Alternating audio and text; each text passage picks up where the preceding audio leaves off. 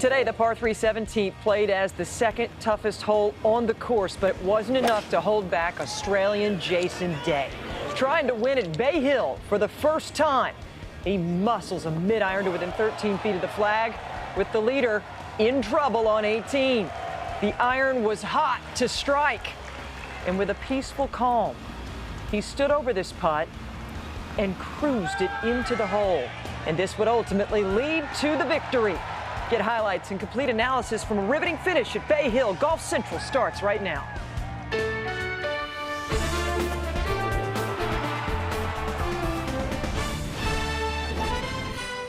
Golf Central. Brought to you by Titleist. Another year, another riveting finish at the Arnold Palmer Invitational presented by MasterCard. The 38th edition of the Kings Tournament delivers once again. There is always drama on tap at Bay Hill. Coming into the week, Jason Day was the highest ranked player behind Rory McIlroy. McIlroy at number 2, Day at number 3, but as he walks away from the Arnold Palmer Invitational, he will supplant McIlroy in the number 2 spot. Kelly Tillman, Brandel Chambly, and Mark Rolfing with you for the next hour. Jason Day will be on our set in just a short amount of time to talk about this big win, his first in the state of Florida. Right now, we will take you through the afternoon and show you how he got it done. We pick up Day at number 6, the par 5. He began the day leading by a pair. And this was really where he had separated himself from the field to the first 3 rounds. This is a hole that requires for an aggressive play off of the tee and into the green.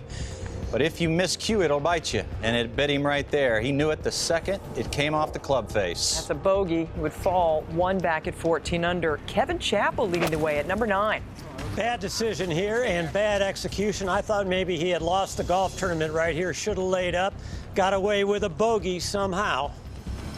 And he would still be the leader at 15 under. Day at number 9. And this is the advantage of power over a Kevin Chappell. He didn't have to negotiate his way around the trees. He was coming in from a shorter yardage. He's got more power.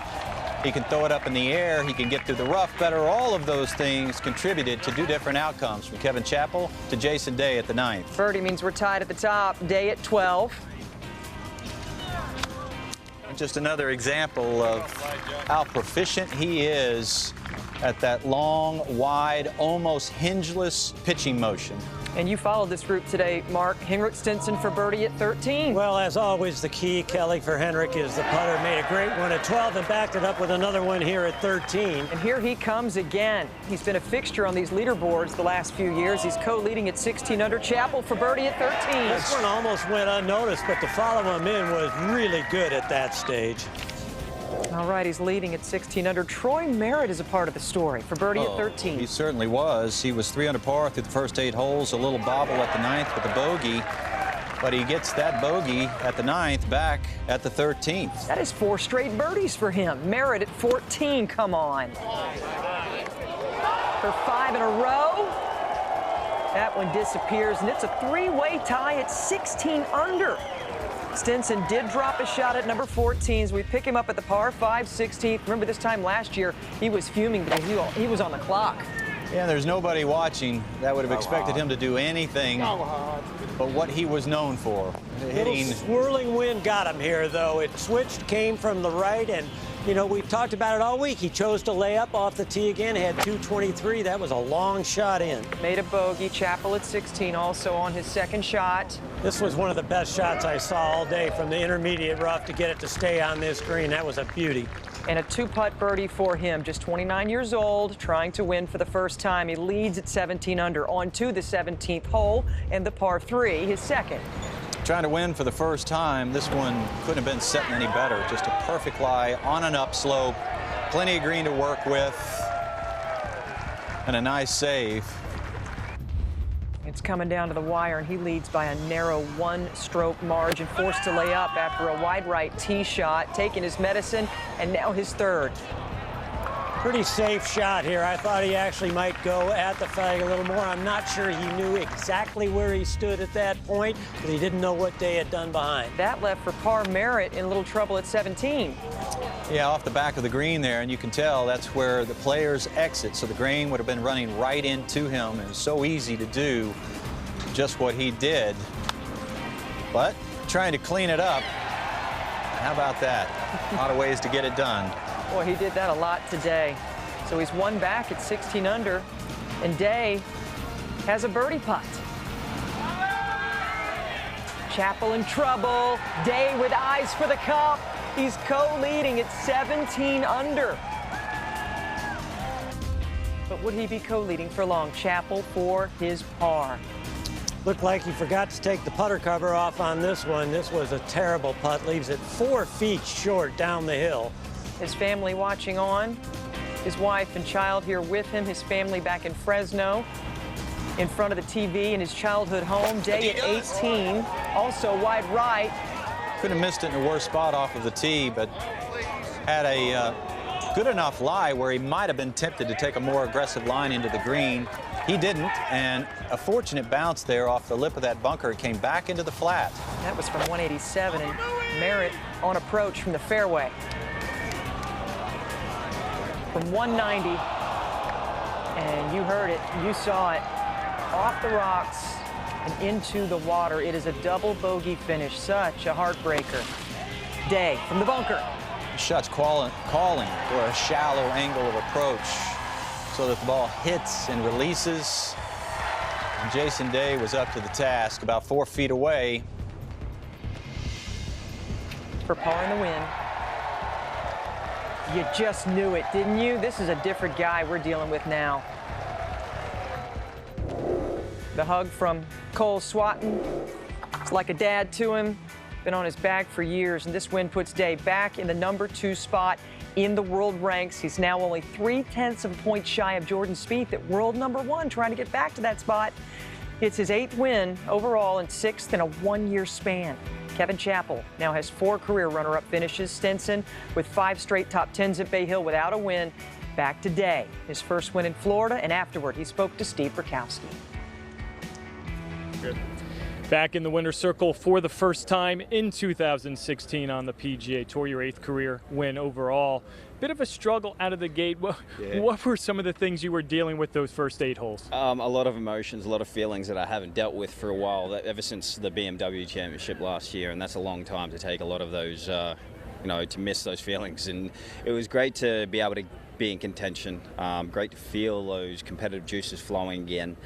But I highly recommend winning by a couple more shots. But, to be able to just get through that front side and just say to myself, just be patient, make sure that when you get the chance, give yourself the opportunities and hopefully they'll drop, and then be able to birdie 17 and par 18 was fantastic. You talked to Tiger, you told me about patience and aggression. How do you think that helped you ultimately find your way back into the winner's circle? Yeah, I think, just really kind of, the one on 9, the birdie on 9 definitely helped me.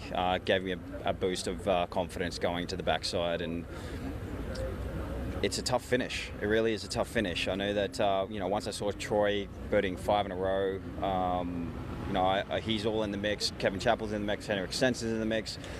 But, to not birdie 16 was a bit of a disappointment for me. And, trying to stay as patient as possible and then getting up on the next tee, hitting a 5-iron to, 12, 15 feet and rolling that one in, even though I saw Kevin Chappell was at 17 under.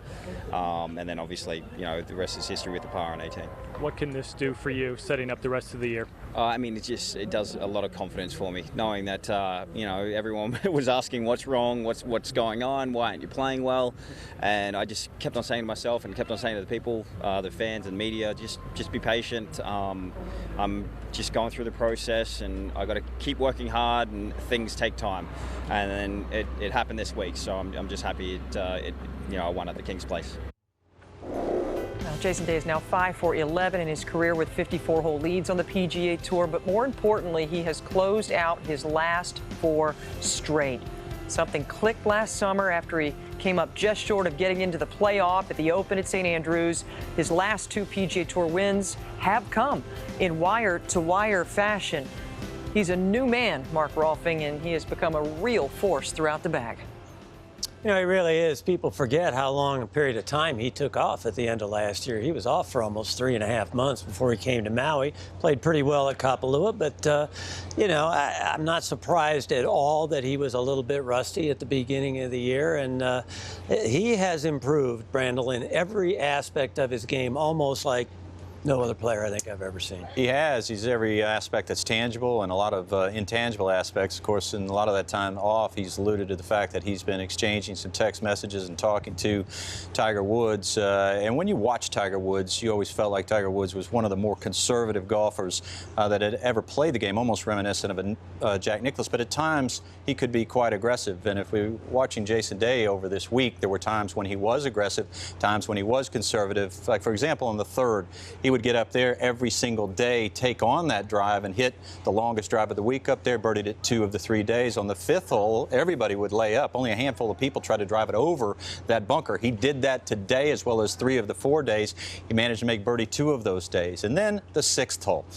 You don't want to get too aggressive off of that tee. It brings the water into play. And from the fairway, you know, it's very tempting to have a go at the hole locations. But Jason Day, 3 of the 4 days, managed to find the bunker to the right of the green and managed to do just that. You would say this is one of his strengths, day in and day out, week in and week out. Just a great bunker player. And then, of course, at the 18th, the first day, the second day, the third day, and the 4th day, it didn't matter where Jason Day hit the ball on 18T. He played well to the left of the hole location. Now, granted, today he might have taken on that hole location a little bit more, but he didn't. He played wide to the left, relied on his short game, relied on his strengths, and it was a great blend of aggressive golf and conservative golf and great golf that got Jason Day his 8th tournament victory at the age of 28 years of age. Well, and what I'm going to take away from today, Brandel, is just how darn hard it is to win on the PGA Tour. When you think about him winning 8 times, Kevin Chappell has never won a tournament. Now, I was out there with Kevin today, and he did absolutely everything that you have to do to win a PGA Tour event. He went out, he shot 69, he played steady, he holed that great 4-footer at the end, and he still didn't win. And you think about the tournaments that Jason Day has won just in the last year, that winning just takes a remarkable knack, and he obviously has it. But he did say if he could have one shot back in this final round, he would take it at the 18th tee. Let's recap how he finished as the leader of the Kings tournament, searching for that elusive first win. This was the scene. He looked poised until this very moment. You know, this was not that bad a tee shot. It didn't go as far right as Jason Day's, but it ended up in a much worse lie. Some of the worst rough is actually closer to the fairway there. That ball was sitting down. He had no shot. But you don't want to be right at all on this hole. That's the problem. No, you don't. He'd love to have that one over. The dilemma here is he going to try and lay it up to the narrow part of the fairway? He decided no. He only hit the ball about 75 yards here to leave himself a full 100-yard shot in. So he looked at it, he measured it, he pulled a couple of different wedges, committed to it, hit it to this point, but this just was not nearly enough. Gas out of the tank, and Kevin Chappell would settle for yet another runner-up finish, the 4th of his still young career on the PGA Tour. After shooting all 4 rounds in the 60s this week, he talked to Steve Burkowski. A big part of the final round drama here at Bay Hill, a chance to get into the winner's circle for the first time on the PGA Tour. What were the emotions like of this Sunday?